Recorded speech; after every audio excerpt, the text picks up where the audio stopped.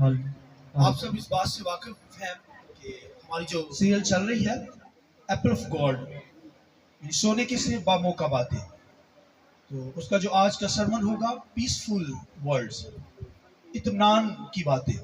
तो मेरे साथ वाला निकालिए खुदावंद के कलाम में से नेह नामा है, यूहन्ना की जील है, उसका 14वां बाब, यूहन्ना की जील 14वां बाब 27 आयत खुदावंद के कलाम में से।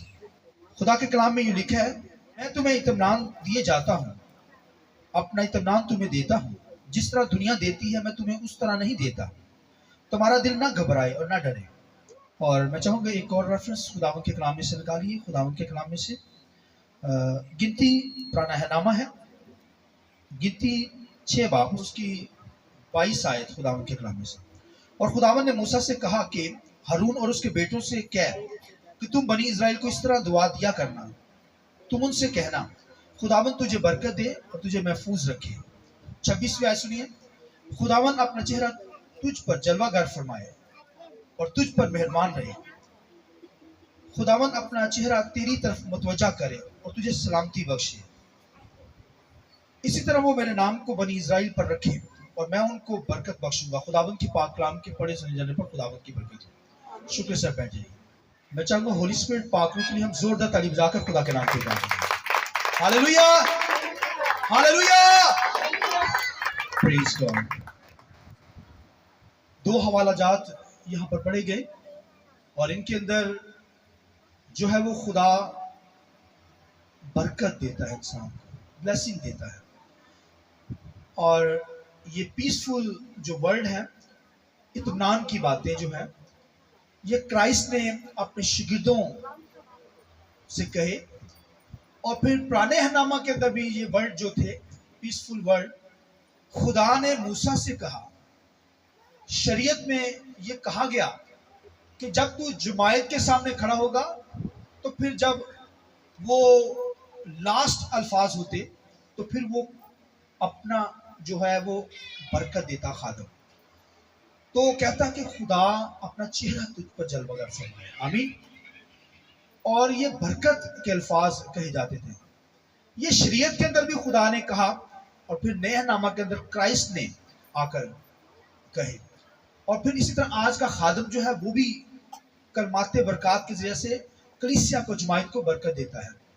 और आज तो बेशुमार ऐसे लोग होते हैं जो बरकत के बगैर ही चले जाते हैं ना, जब कलमा बरकत से पहले ही कुछ लोग चर्च से निकल जाते हैं। मगर ये बहुत खास बरकत के अल्फाज होते हैं, क्योंकि पुराने हनामा के अंदर, शरीयत के अंदर भी खुदा ने मूसा से कहा, मूसा फिर आगे बरकत देता जमायत को। फिर क्राइस्ट ने आकर ये बरकत के अल्फाज कहे। और फिर आज खादम जो है पूरी दुनिया के अंदर जब इबादत के लास्ट अल्फाज होते हैं, आखिरी लम्हा होता है, तो उस वक्त बरकत कलीसिया के लिए मांगता है। तो हम बरकत के लिए कॉल किए गए हैं। और ये जो पीसफुल लफ्ज होते हैं, इत्मीनान जो होता है, असल में इसका जो लफ्ज है, ये इब्रानी यूनानी के अंदर इसका अगर मतलब लिया जाए तो इसका मतलब है कि जहाँ जंग ना हो, जहाँ जंग का खात्मा हो, जहाँ सुकून हो, पीस हो, इत्मीनान हो, तसल्ली हो, सुकून हो, उसको हम कहेंगे कि इस जगह पे इत्मीनान है, यहाँ पे बरकत खुदा की रुकी हुई है। तो ये जो है पीसफुल अल्फाज जो है, इत्मीनान की जो बातें हैं, ये खुदावंद के कलाम के अंदर हमें क्या करनी है, एक दूसरे के लिए बरकत को मांगना है। क्योंकि क्राइस्ट ने भी बरकत का के अल्फाज कहे। और ये पीस मतलब सलामती मांगना, इसका मतलब क्या है, सलामती। और खुदावंद के कलाम के अंदर लिखा, जब क्राइस्ट यीशु मसीह मुर्दों में से जी उठा, तो जब उस बाला खाना के अंदर जब वो शागिर्द थे, फौरन आकर यही कहा कि तुम्हारी सलामती हो, तुम्हारी क्या हो, ये पीसफुल अल्फाज शागिर्दों से कहा, तुम्हारी सलामती हो।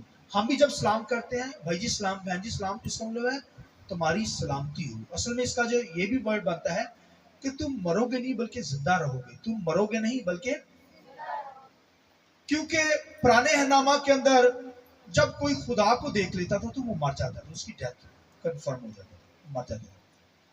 इसलिए खुदा को देखा नहीं जा सकता।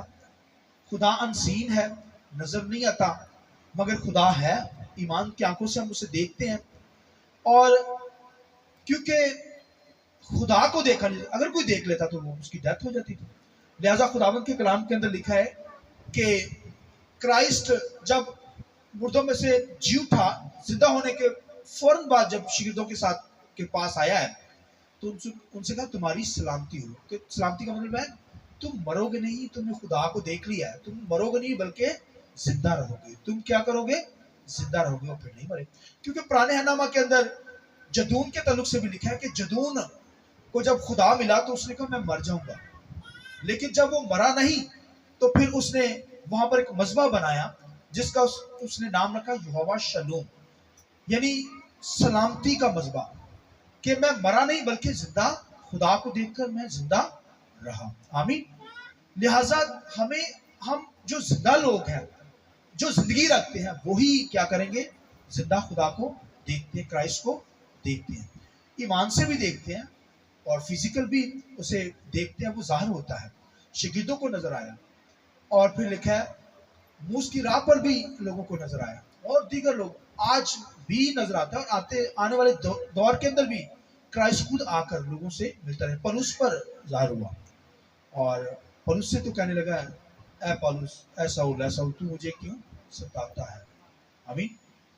तो हालांकि वो अंधा हो गया था, आवाज सुन रहा था, तो कहने का मकसद है पौलुस को भी मिला।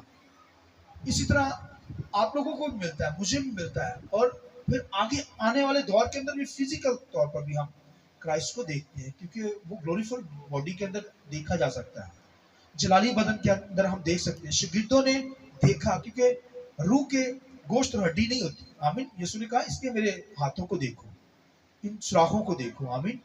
और पाँव के सुराख दिखाए गए और फिर पसली के अंदर हॉल भी दिखाया गया। तो मैंने कहा ना, जब तक मैं देख लूं इतबार नहीं करूंगा, यकीन नहीं करूंगा। तो तोमा से कहा कि तोमा आप देख मेरे हाथों को, इन सुराखों में हाथ डाल।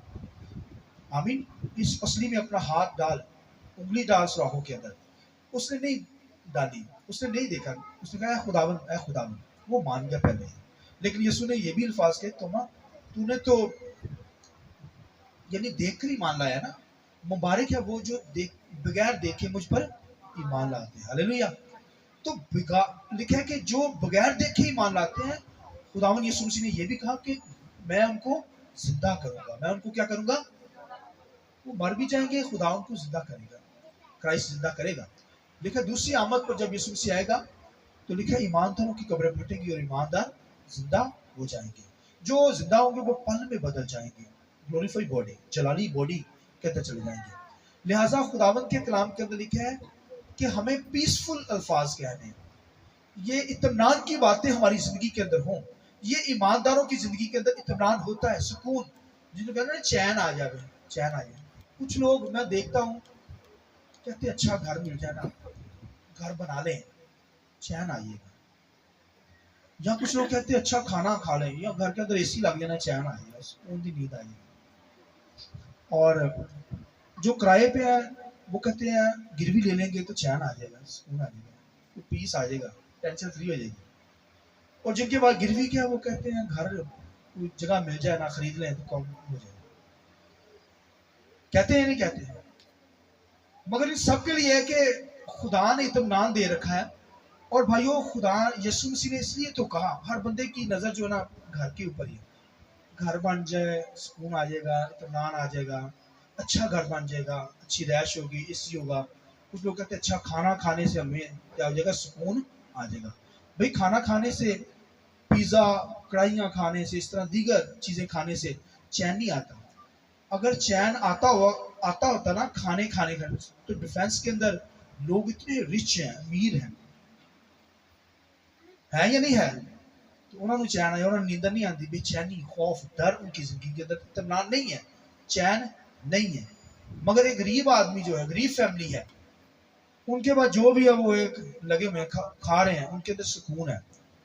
अगर चैन नहीं ना, तो बहुत अच्छा खाना भी घर के अंदर होगा ना, तो शाम तक पड़ा रहेगा, सड़ जाएगा। क्यों भला? क्योंकि घर के अंदर चैन ही नहीं है, बीवी के अंदर चैन नहीं, हस्बैंड के अंदर चैन नहीं, बच्चों के अंदर नहीं, लड़ाई झगड़े रहेंगे, वो खाना पिया ही रहेगा। घर हो या ना हो, अगर पीस जिंदगी के अंदर, सुकून, इत्मीनान जिंदगी के अंदर है ना, तो फिर जैसा भी खाना होगा चैन होगा अंदर। आमीन। گھر جیسا بھی ہوگا، کرائے پہ بے شک ہو، چین ان کو آ جائے گا.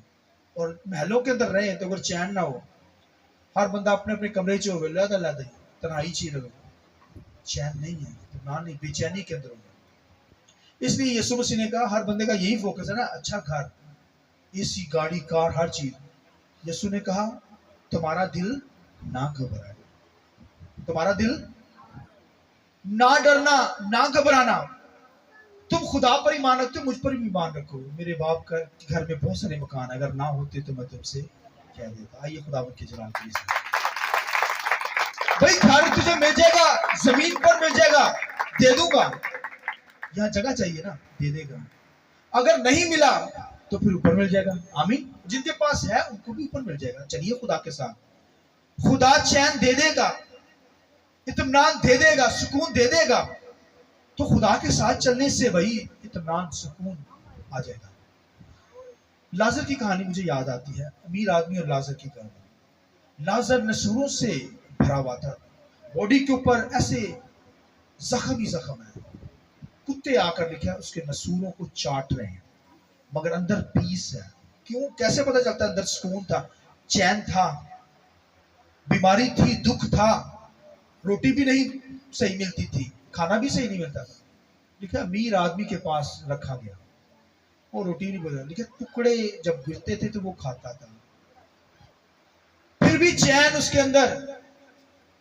اور اس کے بارے میں تو میں پڑھ رہا تھا کہ اس نے شفا کو مانگا ہی نہیں. کتنا پیس اندر تھا نا، سکون تھا، خدا کا اطمینان تھا، سکون، پیس، چین تھا. زخموں کے اندر تھا، بیماری کے اندر تھا، دکھ کے اندر تھا.